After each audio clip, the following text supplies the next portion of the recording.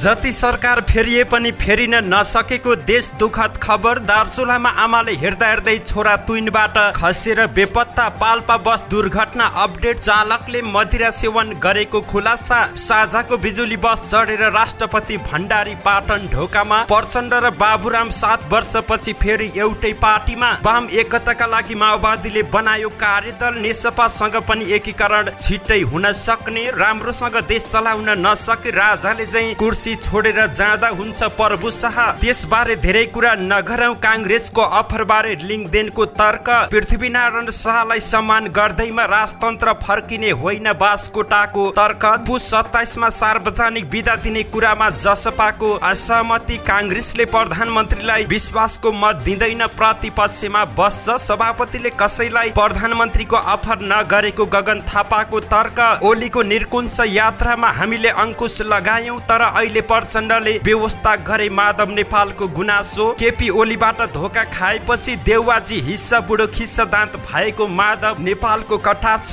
3 तहकै सरकार बीच समन्वय आवश्यक भएको प्रकाशमान सिंहको भनाई। नराम्रो काम गर्दिन र गर्न पनि दिन्न प्रधानमन्त्री प्रचण्डको भाषा। एमालेलाई टर्च बालेर खोज्नुपर्छ भन्नेले अब जुरो हल्लाएर काम नभएको माधव नेपाललाई केपी शर्मा ओलीको कटाक्ष। ओलीले स्वार्थ पूरा गरेपछि प्रचण्डलाई धोका दिने कांग्रेस नेता उपाध्यक्षको दाबी। सकेसम्म जिन्स प्यान्ट नलगाउन कांग्रेस सांसदहरूलाई प्रमुख सचेतकको निर्देशन। तनहुका 20 वटा क्रसर उद्योगमा लगाइयो ताला। खेल्ने क्रममा बालकको मुखमा गुच्चा अड्किएर ज्यान गयो। कोरोना बढ्दै। कोरोनाको कारण 1 जनाको ज्यान गयो। सक्रिय संक्रमित 21 जना। संकटाले जित्यो आहारा पोखरा गोल्ड कपको उपाधि। दर्शकबिन नमस्कार, तपाईँ हेर्दै हुनुहुन्छ नेपाल पोस्ट। म गोविन्द चापागाई। आज मिति विक्रमसम्म 2079 साल पुस 24 गते आइतबार, इस्वीसम्म 2023 जनवरी 8 तारिक। यसै गरी आज माँ कृष्ण द्वितीया सँगै नेपाल ज्योतिष परिषद स्थापना दिवस पनि परेको छ। दर्शकबिन सदा चाहिँ आज पनि देश तथा विदेशमा घटेका घटना, राजनीति खबर, विभिन्न नेताहरूका तर्क, स्वास्थ्य सम्बन्धी जानकारी, मौसमको अपडेट, खेल खबर सँगै आज दिनभरि कहाँ के हुँदैछ त सम्पूर्ण जानकारीहरू लिएर शुभ बिहानी सँगै यहाँ सामु उपस्थित भएका छौं। समाचार समय अवधिसम्म हामी सँगै रहनुहोला। सकेसम्म देशैभरिका अपडेटलाई समेट्ने कोसिस गर्नेछौं। आउनुहोस् समाचार सुरु गरौं। जति नेता फेरिए पनि फेरिन नसकेको देश दुखद खबर। दार्चुलामा आमाले हेर्दा हेर्दै छोरा तुइनबाट खसेको प्रसङ्गबाट।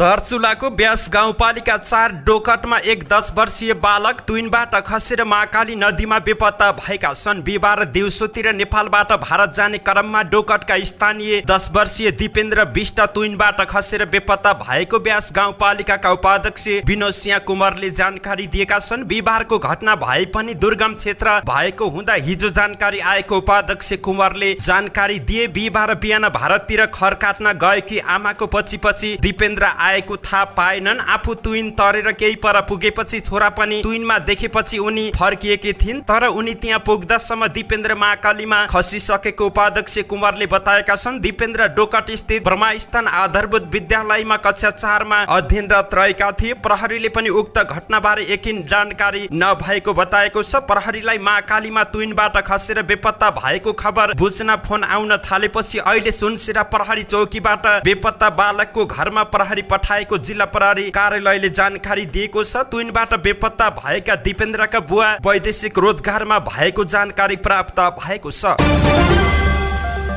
बिहिबार राति रूपन्देहीबाट पाल्पा जाँदै गरेको बस दुर्घटनामा चालकले अत्याधिक मदिरा सेवनबाट भएको पुष्टि भएको छ। यो घटनामा एकै गाउँका 6 महिलाको मृत्यु हुनका साथै 1.5 दर्जन घाइते भएका छन्। चालकले मदिरा सेवन गरेर जबरजस्ती बस चलाएको घाइते यात्रुको भनाई तथा प्रहरीको अनुसन्धानबाट पुष्टि भएको छ। बिहिबार राति रूपन्देहीको साल झण्डीबाट पाल्पाको सत्यवती तर्फ जाँदै गरेको G1 ख 4977 नम्बरको बस रैनदेवी 6 र 8 खुर्सानीमा दुर्घटना हुँदा एकै गाउँका 6 जनाको ज्यान गयो भने 18 जना घाइते भएका छन्। घाइते मध्ये 3 जनाको अवस्था गम्भीर रहेको बताइएको छ। दुर्घटनापछि सिङ्गो खुर्सानी गाउँ नै शोकमा डुबेको छ। चालकले मदिरा सेवन गरेर बस चलाएको घाइते यात्रुको भनाइ रहेको छ। चालक तथा सवारी धनीले मादक पदार्थ सेवन गरेर झगडा गरेका थिए। उक्त सडक खण्डको टारीमा 1.5 घण्टा बस रोकेर उनीहरूले मदिरा सेवन गरेको स्थानीय बासिन्दाहरूको भनाइ रहेको छ। पहिले नै सवारी धनीले मादक पदार्थ सेवन गरेर गरेर आएका थिए। टारीमा पनि ड्राइभर बसबाट झरेर मादक पदार्थ सेवन गरेको एकजना प्रत्यक्षदर्शीले बताएका छन्। दुर्घटना हुनुभन्दा 5 मिनेट अगाडि पनि चालकले ढिकमा बस चढाएपछि यात्रुले बस रोक्न अनुरोध गरे पनि चालकले जबरजस्ती गरेर बस गुडाएको। केही समयमै बस दुर्घटनामा परेको एक घाइतेले जानकारी दिएकी हुन्। दुर्घटना हुनुभन्दा 5 मिनेट अघि बस ढिकमा चढेपछि महिला यात्रुहरूले चालकलाई हामी हिँडेर जान्छौँ, बस रोक्नुस् भनेर आग्रह गरेको पनि बताइएको छ। सो समयमा सँगै रहेका गाडी धनी र चालकले मरे सबै सँगै मर्ने भन्दै गाडी रोक्न नमानेको घाइतेहरूको गुनासो रहेको छ।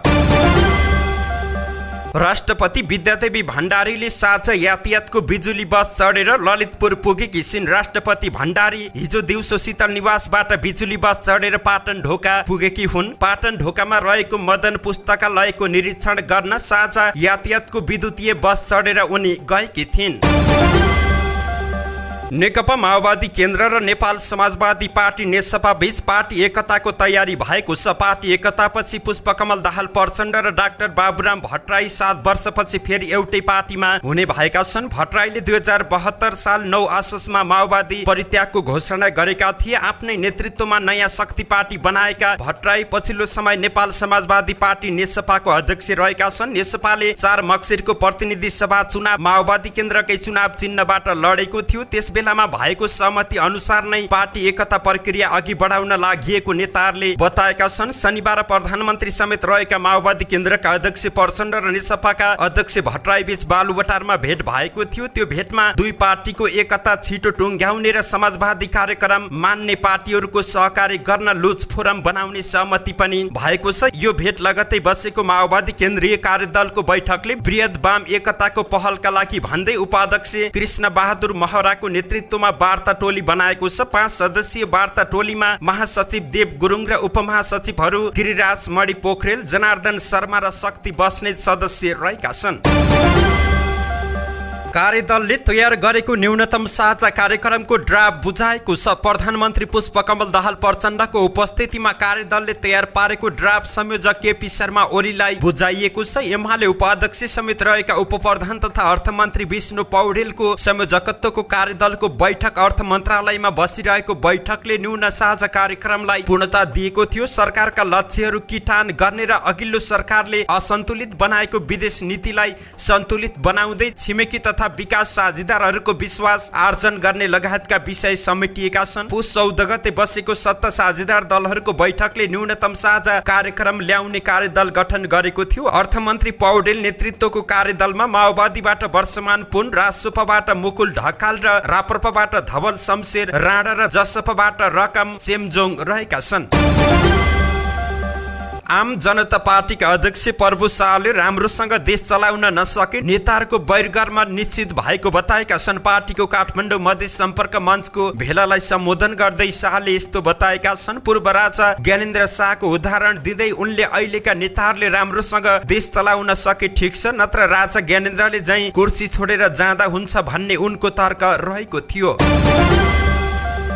राष्ट्रिय प्रजातन्त्र पार्टीका अध्यक्ष राजेन्द्र लिङदेनले नेकपा माओवादी केन्द्रका अध्यक्ष पुष्पकमल दाहाल प्रचण्ड नेतृत्वको सरकार बनेपछि काङ्ग्रेसका सभापति शेरबहादुर देउवासँग पनि छलफल गरेको बताएका छन्। नेपाल टेलिभिजनको कार्यक्रममा बोल्दै अध्यक्ष लिङदेनले सभापति देउवासँग भेट भएको स्वीकार गरे पनि उनीसँग के विषयमा छलफल गरे भन्ने चाहिँ खुलाउन चाहेका छैनन्। तपाईलाई शेरबहादुर देउवाले प्रचण्ड सरकारलाई विश्वासको मत दिन आग्रह गर्नु भएको हो भन्ने प्रश्नमा लिङदेनले भने त्यस्तो गर्नु भएको छैन र त्यस्तो विषय टेलिभिजनमा आएर भन्ने विषय पनि होइन, खाली कुरा भएको छ। त्यस्तै राप्रपा र काङ्ग्रेस लगायत दल मिलेर सरकार बनाऊ भनेर देउवाले अफर त गर्नु भएको छ भन्ने प्रश्नमा लिङदेनले त्यस्तो पनि नभएको बताएका छन्। त्यस विषयमा धेरै कुरा नगरौं, कुरा भाषा भन्ने जवाब लिङदेनले दिएका छन्। उनले सरकारको न्यूनतम साझा कार्यक्रमका आधारमा नै पार्टी सरकारमा जाने वा नजाने निर्णय गर्ने कुरा दोहोऱ्याएका छन्। उनले आफूहरूको प्रस्ताव न्यूनतम साझा कार्यक्रममा समावेश नभई पार्टीले सकारात्मक प्रतिपक्षको भूमिका निर्वाह गर्ने समेत उनले स्पष्ट पारेका छन्। नेकपा एमालेका सांसद गोकुल बास्कोटाले पृथ्वी जयन्तीको अवसरमा सरकारले बिदा लिनु उचित भएको बताएका छन्। सत्तारूढ घटक राष्ट्रिय प्रजातन्त्र पार्टीले पुस 27 का दिन बिदा दिन माग गरिरहेका बेला सांसद बास्कोटाले सो कुरा बताएका छन्। नेपाल एकीकरणका आरम्भकर्तालाई सम्मान दिँदैमा राजतन्त्र नफर्किने उनको भनाइरहेको छ। उनले सामाजिक सञ्जालमा लेखेका छन्, पृथ्वी जयन्ती पुस 27 मा राष्ट्रिय बिदा दिने कुरा चल्दै गरेको र राप्रपाले माग गरेको सुनियो, त्यो सरकारले दिए हुन्छ। त्यहाँ उस्तै परे फेब्रुअरी 14 भ्यालेन्टाइन्स डेमा त बिदा पाउनै पर्छ भन्ने कुरो तयार भइसकेको छ। उनी नेपाल एकीकरणका आरम्भकर्ता भएकाले उनलाई सम्मान दिँदैमा राजतन्त्र नफर्किने उनको तर्क रहेको छ। यसैगरी जनता समाजवादी पार्टी जसपाले प्रधानमन्त्री पुष्पकमल दाहाल प्रचण्ड नेतृत्वको सरकारलाई विश्वासको मत दिने आधार तय भएको बताएको छ। न्यूनतम साझा कार्यक्रममा आफ्ना एजेन्डाहरू समावेश भएको भन्दै विश्वासको मत दिने आधार तय भएको जानकारी प्राप्त भएको छ। जसपाले राखेका शर्तहरू प्रति सरकार सकारात्मक देखिएको पार्टीको बुझाइरहेको छ। गठबन्धनको तर्फबाट मस्यौदा गरिएको न्यूनतम साझा कार्यक्रमको खाका हेर्दा पार्टीको राजनीतिक समितिको बैठकबाट सरकारमा सहभागी हुनका लागि राखिएका शर्तहरू मध्ये 2 वटा शर्तहरू समेटिएको जसपाले बताएको छ। पार्टीका मूलभूत सिद्धान्तको प्रतिकूल नहुने गरी नै मस्यौदा तयार भएको छ भने नागरिकता समस्या समाधान, सुशासनको प्रत्याभूति जस्ता विषय पनि साझा न्यूनतम कार्यक्रमको मस्यौदामा अटेको देखिएको छ। यस अर्थमा पार्टीले सरकारलाई विश्वासको मत दिने आधार तय भएको छ। जसपाले पृथ्वी जयन्तीमा सार्वजनिक बिदा दिने कुरामा भने आपत्ति जनाएको देखिएको छ। पुस 27 गतेलाई पृथ्वी जयन्तीका रूपमा सार्वजनिक बिदा दिने विषय मस्यौदामा समेट्ने कुरासँग भने जसपाको असहमति रहेको विज्ञप्तिमा भनिएको छ। राष्ट्रिय प्रजातन्त्र पार्टीले सरकारमा सहभागी हुन पृथ्वी जयन्तीमा सार्वजनिक बिदा दिनुपर्ने शर्त राखेको छ।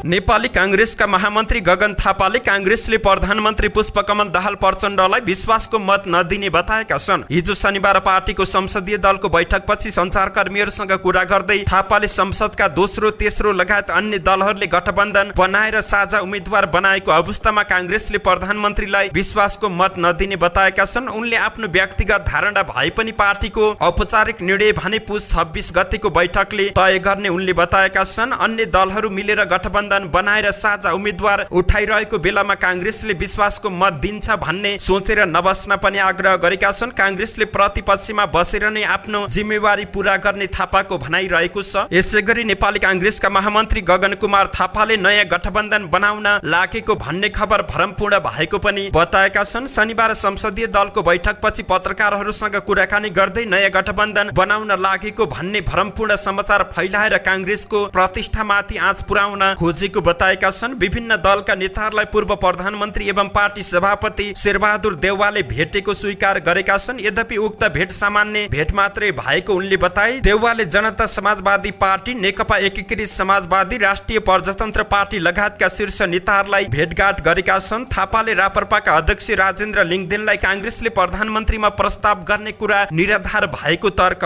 दिएका छन्।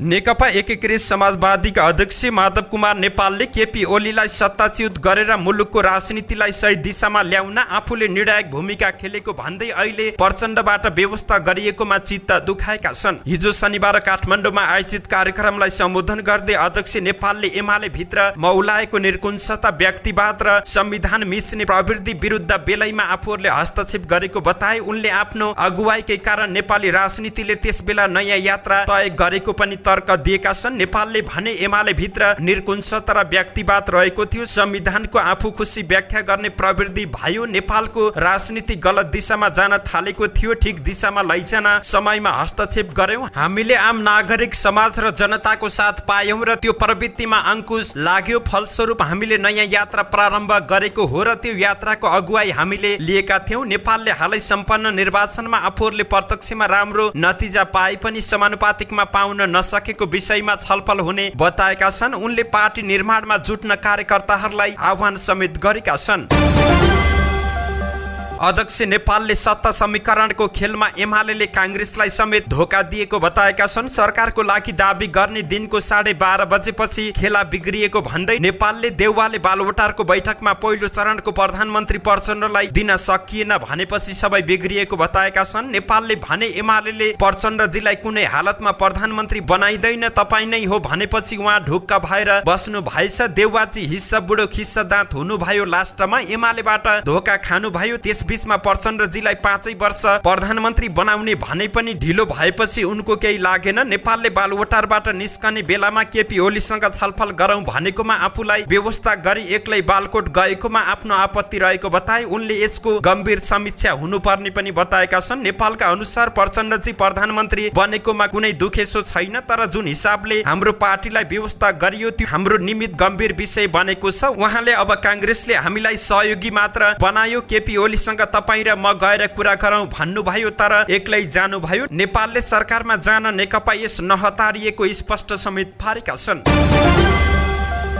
प्रधानमन्त्री पुष्पकमल दाहाल प्रचण्डले आफ्नो यो कार्यकालमा नराम्रो काम नगर्ने र कसैलाई पनि गर्न नदिने पक्षमा भएको बताएका छन्। काठमाडौँको महेन्द्र माविमा हिजो शनिबार एकीकृत अखिल नेपाल शिक्षक संगठनको केन्द्रीय समिति बैठकलाई सम्बोधन गर्दै उनले यो कार्यकाललाई चुनौतीपूर्ण अवसर भएको बताएका छन्। तेस्रो कार्यकाल मेरा निम्ति चुनौतीपूर्ण अवसर हो, यसलाई हामीले पुराका पुरा सदुपयोग गर्न सक्नुपर्छ। म एउटा पनि नराम्रो काम नगर्ने र गर्न नदिनेमा सचेत रहेको छु। सिङ्गो देशले हामीलाई आशाको नजरले हेरिरहेको छ। जनताको त्यो आशालाई सम्बोधन गर्न तपाईँ हामी सबै गम्भीर र जिम्मेवार हुनुपर्छ उनले भने। प्रधानमन्त्री दाहालले पहिलो कार्यकालमा नयाँ नेपालको मार्गचित्र प्रस्तुत गरिएको बताए। पहिलो कार्यकालमा विकास र समृद्धिको बीजारोपण गरियो, किसान लगायत जनताको ऋण मिनाहा गर्न, सामाजिक न्याय स्थापित गर्न जोड रह्यो। दोस्रो कार्यकालमा संविधान कार्यान्वयन, आर्थिक समृद्धि, संघीयताको जग बसाल्ने कामका लागि राम्रो पहल गरियो। तेस्रो कार्यकाल त्यसभन्दा नमुना बनाउनु पर्नेछ। त्यसैले सरकार सामाजिक न्याय, सुशासन र समृद्धिलाई केन्द्रमा राखेर काम गर्नेछ उनले भने। यस्तै उनले संघीय शिक्षा ऐन जारी गर्ने विषय वर्तमान सरकारको प्राथमिकतामा रहेको बताएका छन्। नेकपा एमालेका अध्यक्ष केपी शर्मा ओलीले नेकपा यसले अहिलेको सरकारलाई र नयाँ परिवर्तन देश र जनताको पक्षमा ठिक छ भन्न समेत नसकेको भन्दै दिशाहीन राजनीतिको औचित्य नभएको टिप्पणी गरेका छन्। एमाले संसदीय दलको अभिमुखीकरण कार्यक्रमलाई सम्बोधन गर्दै अध्यक्ष ओलीले नयाँ सरकार गठन ठिक छ भन्ने फैसला समेत गर्न नसक्नेहरूले पाए जोसँग पनि एकता गर्ने र कांग्रेस पनि नछोड्ने दृष्टिकोण लिएको बताएका छन्। चुनावपछि पहिलो पटक नेकपा यसको बारे टिप्पणी गर्दै ओली भने नेकपा यस भन्ने पार्टीको हिजो अस्ति पोलिट ब्युरो स्थायी कमिटी बैठक बस्यो। अरे अहिलेको परिवर्तन ठिक छ, देशभर जनताको पक्षमा नयाँ सरकारको गठन ठिक छ भन्ने फैसला पनि गर्न सकेन। एमालेसँग पनि एकता गर्ने, जसपासँग पनि एकता गर्ने वार्ता कमिटी बनाएछ। कस्तो राजनीति, कस्तो दृष्टिकोण हो पाए कांग्रेसतिर पनि लाग्ने। ओलीले माधव नेपालतिर संकेत गर्दै अब जुरो हल्लाउने काम छैन भन्दै एमालेलाई दिउँसै टर्च बालेर खोज्नु पर्ने भन्नेहरू राष्ट्रिय पार्टी समेत बन्न नसकेको टिप्पणी गरेका छन्। विगतमा 2 पटक पार्टी फुटाउनेहरूको उपलब्धि कांग्रेस जिताउने बाहेक केही नभएको भन्दै ओलीले एमालेसँग मिल्दा 36 सिट जितेको, माओवादीले कांग्रेससँग मिल्दा 18 मा झरेको समेत टिप्पणी गरेका छन्। नेपाली कांग्रेसका नेता तथा भारतका लागि नेपालका पूर्व राजदूत दीपक कुमार उपाध्यायले नेकपा एमालेका अध्यक्ष केपी शर्मा ओलीले आफ्नो स्वार्थ पूरा गरेपछि प्रचण्डलाई धोका दिने बताएका छन्। रिपोर्टर्स क्लब नेपाल लुम्बिनीले बुटोलमा आयोजना गरेको साक्षात्कार कार्यक्रममा बोल्दै पूर्व राजदूत उपाध्यायले एमालेले राष्ट्रपति र सभामुख लगायतका महत्त्वपूर्ण पदलाई प्राप्त गर्नका लागि विश्वासको मत दिने र त्यसपछि साथ छोड्ने जिकिर गरेका छन्। भर्खरै सम्पन्न निर्वाचनले नेपालको पुरानो पार्टी कांग्रेस सहित अन्य दल समेत कमजोर बनेको भन्दै समयमा नै सचेत भएर अगाडि बढ्नुपर्नेमा जोड दिएका छन्। उपाध्यायले दलहरू बीच रहेको भागबण्डा, गुटबन्दी, नैतिक मूल्य मान्यतामा रास हुँदै गएकाले देशको राजनीतिक, आर्थिक र सार्वभौम अवस्था जटिल अवस्थामा पुगेको बताएका छन्। उपाध्यायले चरम अराजनीतिक मौलाउँदै गएकाले विरक्त भएर आफू अहिले सक्रिय राजनीतिबाट विश्राम लिएको समेत बताए। उनले देशको खलबलिएको स्थितिलाई जोगाउन पुराना दलहरू सच्चिन जरुरी रहेको उल्लेख गर्दै पछिल्लो राजनीतिक घटनाक्रम कारणले दलका नेताहरूको विचारको राजनीति भन्दा सत्ता स्वार्थमा निहित भएर राजनीति गरेको आरोप समेत उनले लगाएका छन्। नेपालमा गठबन्धन लोकतन्त्र मूल्य मान्यता विपरीत भएको उल्लेख गर्दै पूर्व मन्त्री समेत रहेका उपाध्यायले सशस्त्र जनयुद्धका बेला माओवादीको एउटै मात्र एजेन्डा राजतन्त्र फाल्नुपर्ने भएपछि विदेशी शक्तिहरूले गणतन्त्र धर्मनिरपेक्षता र संघीयतालाई देशमा छिराएर देशमा अस्थिरता ल्याउने काम गरेको बताएका छन्। प्रचण्डले प्रधानमन्त्री दाबी गर्दा अन्य दलहरूले महत्त्वपूर्ण पदमा दाबी गर्नु स्वाभाविक रहेको बताउँदै यो सरकारले विश्वासको मत ल्याउने कुरामा शंका व्यक्त गरेका छन्। उनले राजनीतिक दलहरूको दूरदर्शिताको अभावले विदेशी शक्ति केन्द्रहरूले चलखेल गरेको बताउँदै यस्तै अवस्था रहिरहे देश ठूलो संकटमा फस्न सक्ने ठोकुवा समेत गरेका छन्। नेपाली कांग्रेसका सांसद प्रकाशमान सिंहले प्रतिस्पर्धी शिक्षा र पहुँचयुक्त स्वास्थ्य क्षेत्रको विकासका लागि संघ प्रदेश र स्थानीय सरकार बीच आत्मीय समन्वय हुनुपर्ने बताएका छन्। काठमाडौँ महानगरपालिका वडा नम्बर 10 ले हिजो यहाँ आयोजना गरेको सार्वजनिक सुनवाई कार्यक्रममा उनले चुनावी दौरानमा राजनीतिक प्रतिस्पर्धा भए पनि शिक्षा र स्वास्थ्य जस्ता महत्त्वपूर्ण क्षेत्रको विकासका लागि तीन तहकै सरकार एक भएर अघि बढ्नुपर्ने बताएका छन्। पूर्व उप प्रधानमन्त्री समेत रहेका सांसद सिंहले स्थानीय सरकार मार्फत जनताका गुनासा सुनवाई गर्ने प्रणालीलाई संस्थागत गर्नुपर्ने धारणा राखेका छन्। कार्यक्रममा प्रदेश सरकारका पर्यटन तथा सम्पदा मन्त्री दिपेन्द्र श्रेष्ठले विकास निर्माणमा राज्यको खर्च भइरहने तथा नतिजा नदेखिने प्रणालीमा सुधारको खाँचो रहेकोमा जोड दिएका छन्। हिजो शनिबार बिहान उप प्रधान तथा गृहमन्त्री रवि लामिछानेले सशस्त्र प्रहरी बल एपीएफ को प्रधान कार्यालयको निरीक्षण भ्रमण गरेका छन्। शनिबार बिहान हलचोक स्थित एपीएफ को मुख्यालयमा उनले निरीक्षण भ्रमण गरेका हुन्। निरीक्षणपछि आयोजित कार्यक्रममा उनले सशस्त्र प्रहरीलाई निर्देशन दिने तालिका रहेको थियो। मञ्चमा सशस्त्र प्रहरी महानिरीक्षक राजु अर्याल लगायत उच्च अधिकृतहरू पनि उपस्थित रहेका थिए। उक्त मञ्चमा सशस्त्र प्रहरी अधिकृतहरूका लागि र गृहमन्त्री लामिछानेका लागि छुट्टै सोफा राखिएको थियो। सशस्त्र प्रहरी अधिकृतहरूको बीचमा गृहमन्त्री लामिछानेका लागि रातो कुशन भएको बेग्लै सोफा राखिएको थियो। छुट्टै किसिमको सोफा राखेको देखेपछि लामिछाने बसेनन् र तत्काल परिवर्तन गर्न भने। उनले निर्देशन दिएपछि सशस्त्र प्रहरी अधिकृतहरू बसेकै खालको सोफा राखिएको हो। सोफा परिवर्तन भएसँगै कार्यक्रम अगाडि बढ्यो। यस्तै उनले सशस्त्र प्रहरी अधिकारीहरूलाई विगतका कमजोरीहरूलाई सुधारेर लैजाने र प्रशासनिक एवं व्यवस्थापकीय पक्षमा सुन्ने कमजोरीका साथ कार्य सम्पादन गर्न पनि निर्देशन दिएका छन्। तराईको चर्को गर्मीदेखि हिमालको ओलाङ्ग चुङ्गोला र छाङहरूको कठाङ्ग्रिँदो चिसोमा तैनात भएका अधिकृत तथा जवानहरूको बसाइका लागि भौतिक पूर्वाधार कमजोर हालतमा रहेको बताउँदै आवश्यक पूर्वाधार निर्माण गर्ने प्रतिबद्धता समेत गरेका छन्। नेपाली कांग्रेसका प्रमुख सचेतक रमेश लेखकले सांसदहरूलाई औपचारिक पोसाक लगाएर मात्रै संसद बैठकमा सहभागी हुन निर्देशन दिएका छन्। संसदीय दलको बैठकमा उनले सकेसम्म दौरा कोट प्यान्ट र साडी लगाएर आउन निर्देशन दिएका छन्। उनले जिन्स प्यान्ट नलगाउन पनि सांसदहरूलाई आग्रह गरेका छन्। उनले भने सकेसम्म बैठकहरूमा फर्मल लुगा लगाएर आउनु जस्तै दौरा कोट प्यान्ट र साडी जिन्सको प्यान्ट सकेसम्म नलगाएको राम्रो। यो पटक नयाँ अनुहार पनि निर्वाचित भएर आएका कारण संसद बैठकमा कसरी प्रस्तुत हुने लगायतका विषयमा पनि निर्देशन दिएको छ।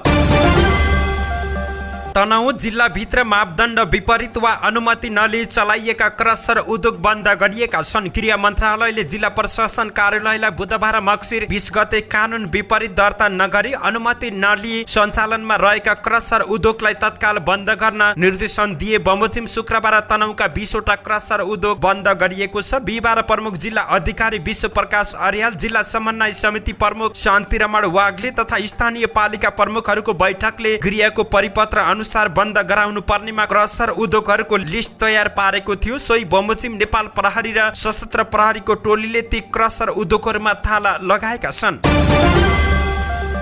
मकवानपुरमा एक बालकको घाँटीमा गुच्चा अड्किएर मृत्यु भएको छ। शुक्रबार साँझ जिल्लाको मनहरी गाउँपालिका 9 ज्यामिरेमा भारतको जम्बू कटुवा घर भएका हाल मनहरीको ज्यामिरेमा सिलौटाको काम गरी बस्ने रामकुमार दासको 5 वर्षीय छोरा रामदासको खेल्ने क्रममा मुखमा गुच्चा अड्किएर मृत्यु भएको प्रहरीले जानकारी दिएको छ। बालकको घाँटीमा गुच्चा अड्किएपछि सास फेर्न असहज भएपछि उपचारको लागि चितवन स्थित भरतपुर सरकारी अस्पतालमा पुर्याइएको थियो। अस्पताल पुर्याउन साथ डाक्टरले बालक मृत घोषणा गरेको बागमती प्रदेश प्रहरी कार्यालयले जानकारी दिएको छ।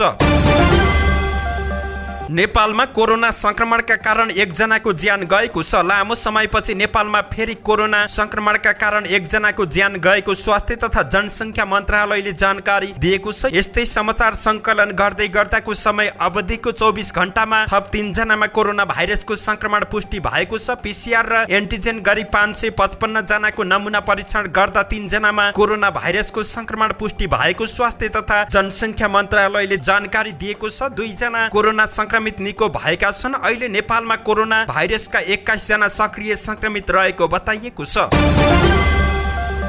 22औं संस्करणको आहारा पोखरा गोल्ड कप फुटबल प्रतियोगिता 2079 को उपाधि सङ्कटा फुटबल क्लबले जितेको छ। हिजो शनिबार पोखरा रङ्गशालामा भएको निकै रोमाञ्चक फाइनल खेलमा सङ्कटाले भुटानिज युथमाथि 3-2 गोल अन्तरले जित निकालेको छ। खेल निर्धारित समय 2-2 गोलको बराबरीमा सकिएको थियो। अतिरिक्त समयमा सङ्कटाले गोल गर्दै खेलमा बाजी मार्यो। खेलको सुरुवातमै 2-0 गोलको अग्रता बनाएको सङ्कटाले पहिलो हाफमै उक्त अग्रता जोगाउन सकेन। खेलको 8औं मिनेटमा सुरजज्यू ठकुरीले सङ्कटालाई अग्रता दिलाएका थिए। सुरजले निशान खड्काको क्रसलाई भुटानी युथका गोलकिपर पूजन थापा मगरले बचाए पनि रिबाउन्डमा गोल गरेका हुन्। यस्तै खेलको 35औं मिनेटमा मेसुके ओलोमौले सङ्कटाको अग्रता दोब्बर बनाए। मेसुकेले सुनिल बलको कर्नरलाई गोलमा परिणत गरेका हुन्। 2-0 गोलले पछि परेको खेलमा 37औं मिनेटमा भुटानिज युथका शान्ति लोनले गोल गरेपछि खेल 2-1 गोलको स्थितिमा आएको थियो। यस्तै इन्जुरी समयमा बिल ग्रिफिथले भुटानी युथलाई 2-2 को बराबरीमा ल्याए भने उनले धीरज थजालीको फ्री किकमा बनेको मुभमा गोल गरेका थिए।